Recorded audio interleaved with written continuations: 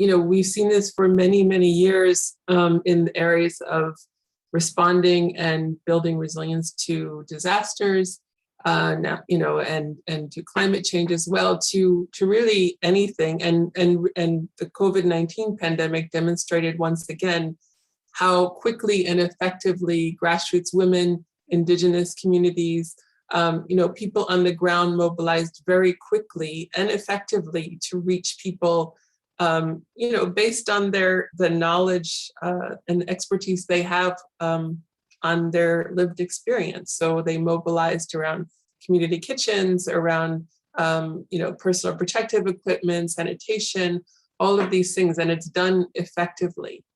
And I think a lot of times it's seen as kind of boutique, at an institutional level or government level, it can be seen as boutique or small scale, but it happens at a big scale, at a large scale. Part of the effectiveness, I think, is that communities really multitask when it comes to risk, right? They're managing, just day-to-day risk that comes from structural poverty and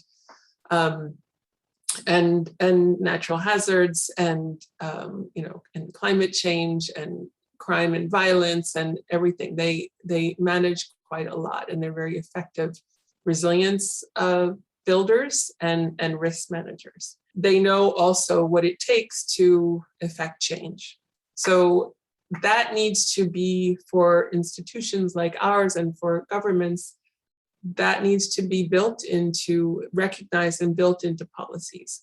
I think there is a lot of evidence out there. It's well documented. It's, more always helps, but we need to start putting people in the policies, both in the creation and the design of those policies and the implementation of them. Another thing I think in terms of where more investment is needed, I think certainly in the context of the COP, we're talking about channeling climate finance and decision-making power down to the local level, because the impacts are felt there, the capacity and the decision-making needs to be there. It does need to be connected to the national level, because this, things happen locally, but in a global context, and neighboring communities, what one does will affect another. So it needs to be well connected, but the action happens at the local level.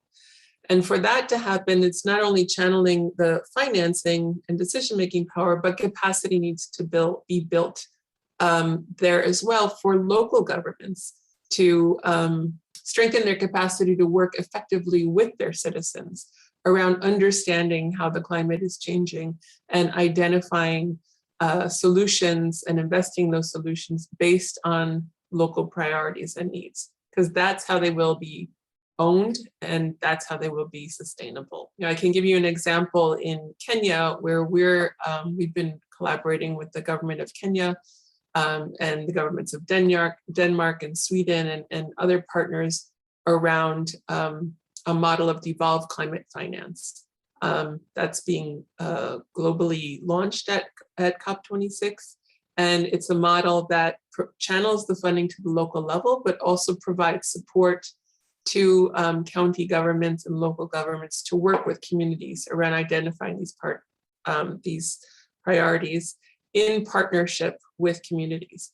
Making things policy and building systems and strengthening governance is really around building relationships and building trust.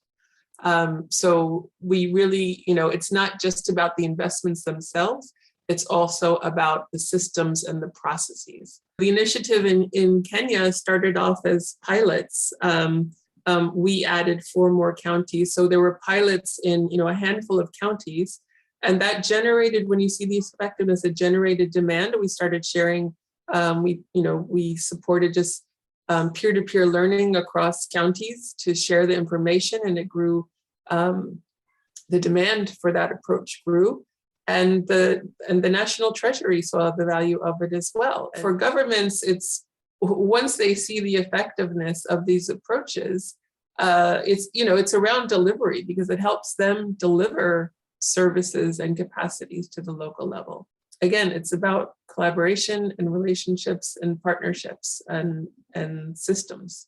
Kenya is a great example because it's a national scale example. And I think there's interest from other countries in this model. The World Bank is committed to furthering this agenda and investing more in it. So we're, very excited about it, and we'll be also sort of doing some action learning throughout the implementation of the program too, so that we can share early learning, because the urgency is there and we really need to get things underway in other countries as well.